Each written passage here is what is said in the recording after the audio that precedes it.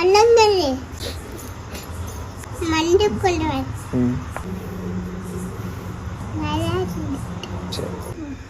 மண்டு போடு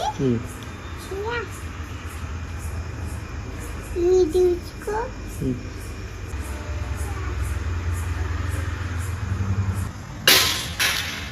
இன்றைக்கி நமக்கு தருவிலேருந்து ஒரு கஸ்டமர் கால் பண்ணி பழைய ஏசி ஒன்று இருக்குது, அதை ஃபுல் சர்வீஸ் பண்ணி மாட்டோன்னு சொல்லியிருக்காங்க.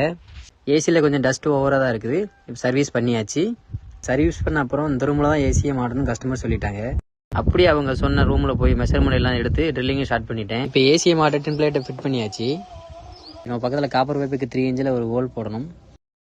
இந்த கேப்பில் தான் அவுடோர் அப்புறம் இன்டோருக்கு லைன் வரும். நம்ம நேராக அவுடோரை ஏனியில் ஏறி லாஃப்ட்டில் தூக்கி வைக்கணும்.